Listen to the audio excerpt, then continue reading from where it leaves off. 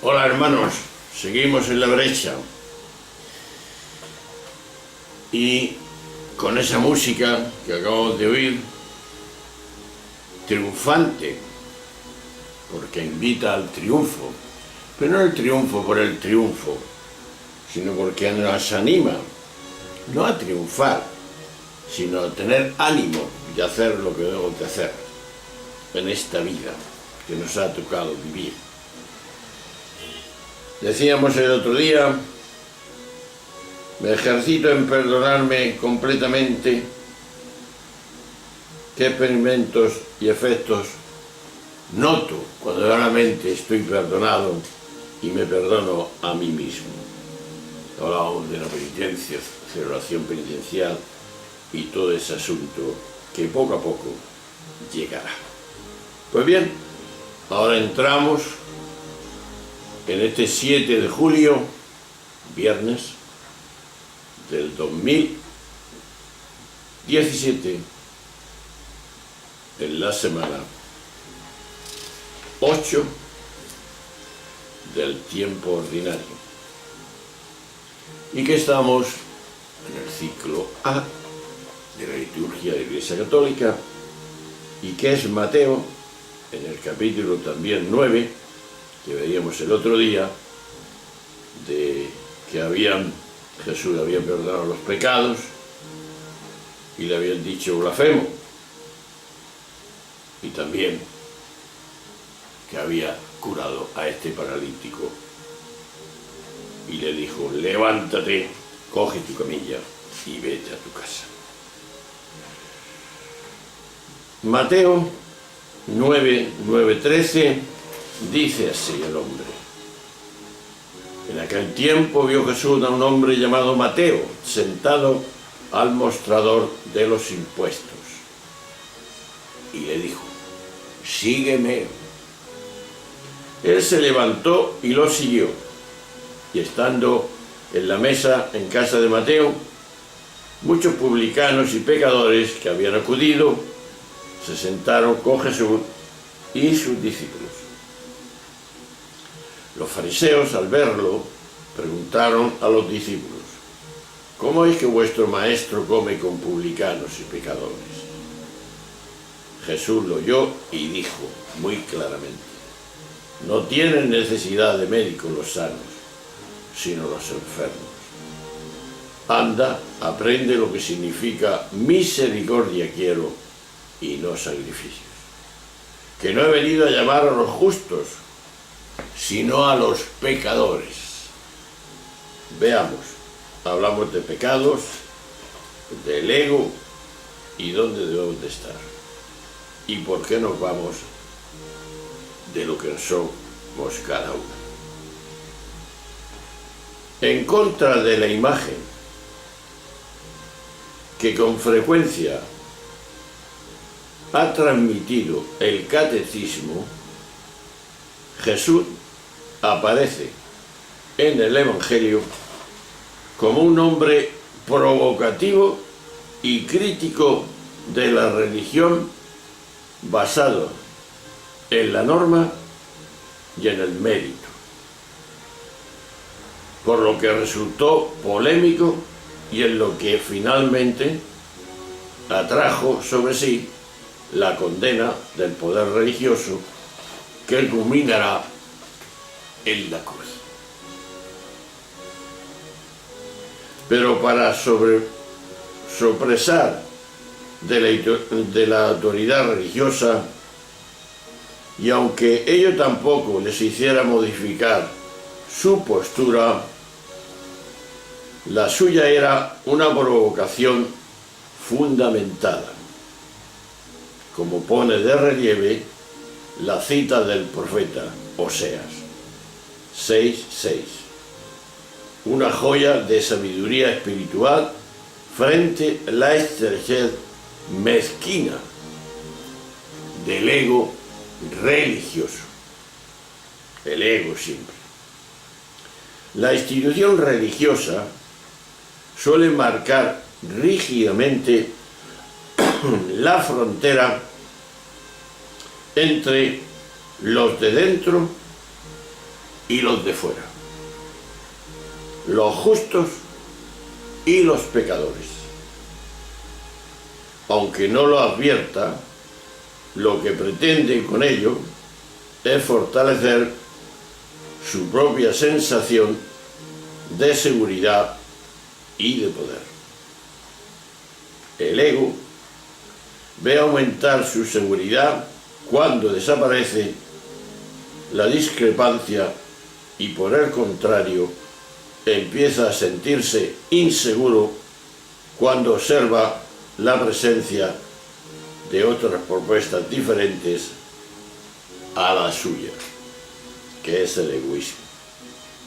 Por otra parte, el ego religioso sabe también que uno de los modos más eficaces de afianzar su poder es demostrarse capaz de marcar los límites entre lo bueno y entre lo malo.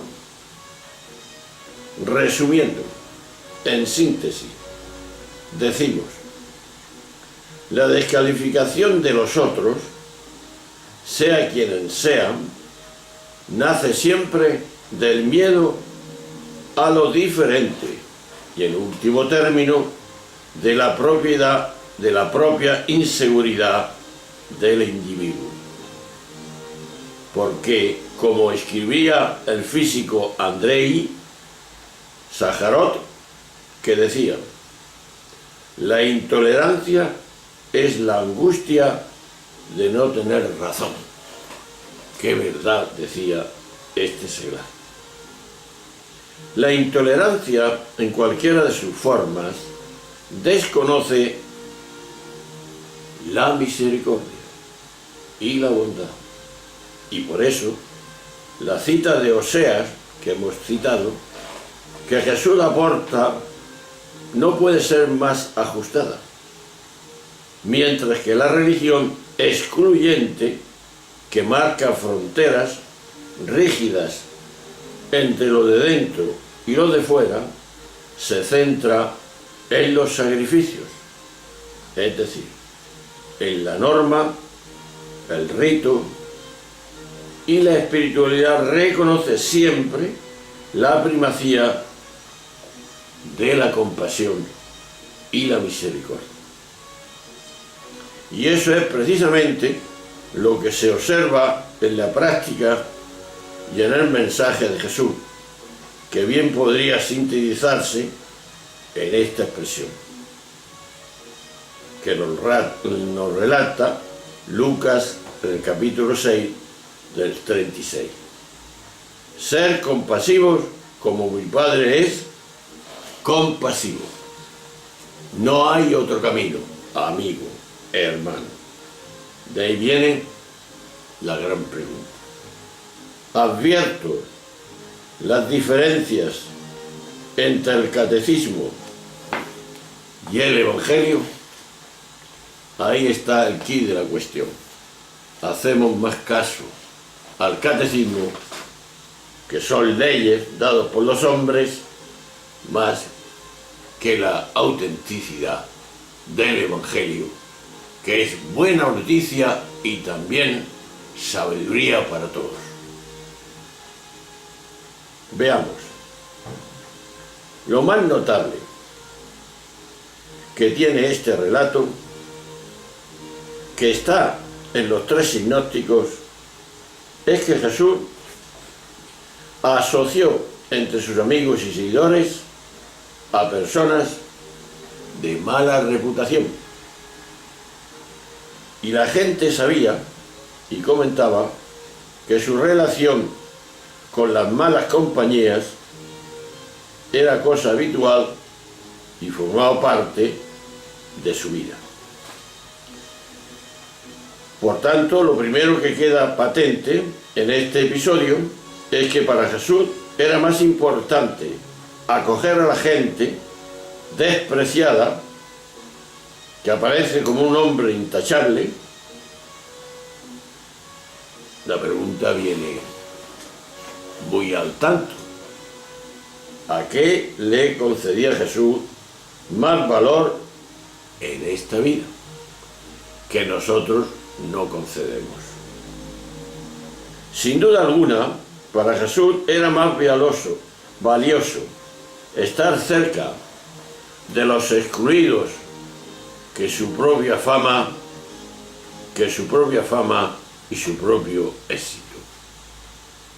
Esto es capital, si es que de verdad queremos que esta vida se humanice y haya más respeto y tolerancia unos con otros, con todos.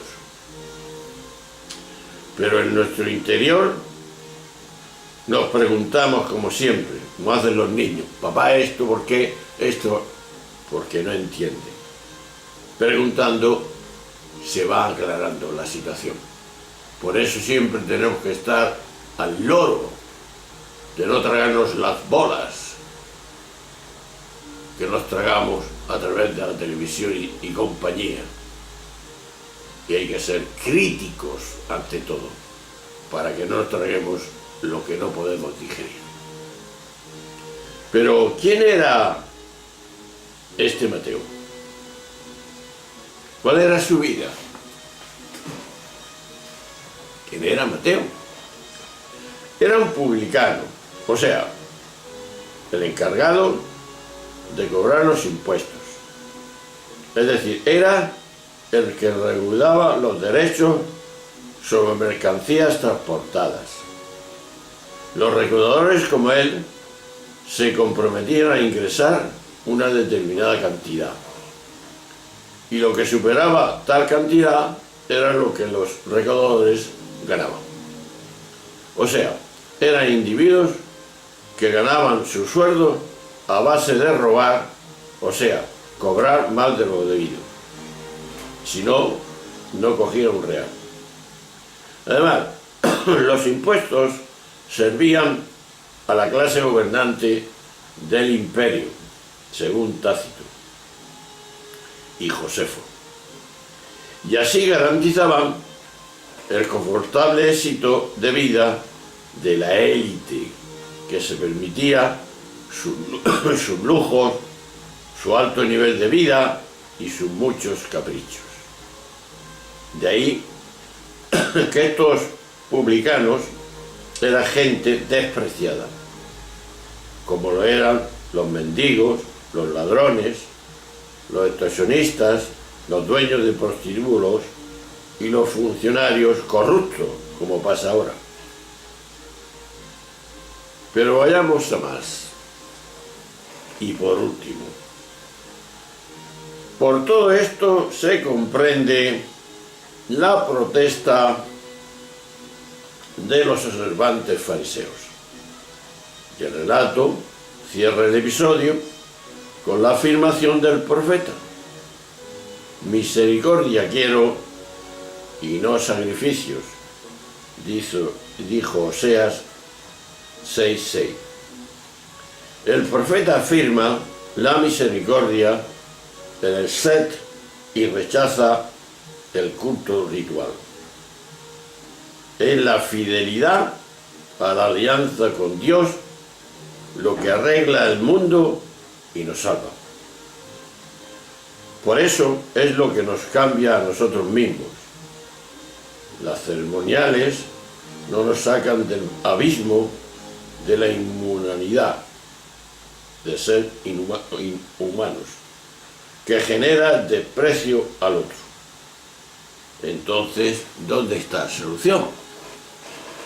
Pues solo está en la bondad, el amor, es digno de fe. Lo demás son ritos, son ceremonias, no sirven para nada. Pues ahí tenemos el gran reto que tenemos los cristianos de decir las cosas al pan, pan y al vino, vino. Por eso, en este relato, no podemos hacer más caso al catecismo que al evangelio. Advierto las diferencias entre el catecismo y el evangelio, que no quiere decir que rechace una cosa y la otra, sino que advierto las diferencias. Hay una diferencia enorme. Una cosa hecha por los hombres y otra cosa hecha por Dios, que es el evangelio, que es la sabiduría. Pues ahí está nuestro trabajo, de fortalecer esta dimensión para que nazca realmente lo que debe de ser. Por eso, la norma última que hemos dicho, lo que debe superar nuestra diferencia, nuestra deshumanización, es solo la bondad, el amor, es digno de fe, y no otra cosa. Pues bien, aquí vamos terminando la semana esta que hemos visto. Hemos terminado ahora mismo el viernes, pasamos al sábado y con ello terminaremos la semana para empezar después la 16 semana, no, la 14 semana del tiempo ordinario. Nos vemos el próximo 8 de julio, sábado, ante estos micrófonos. Un saludo, mucho ánimo y siempre es tiempo de cambiar. Hasta luego, hasta siempre.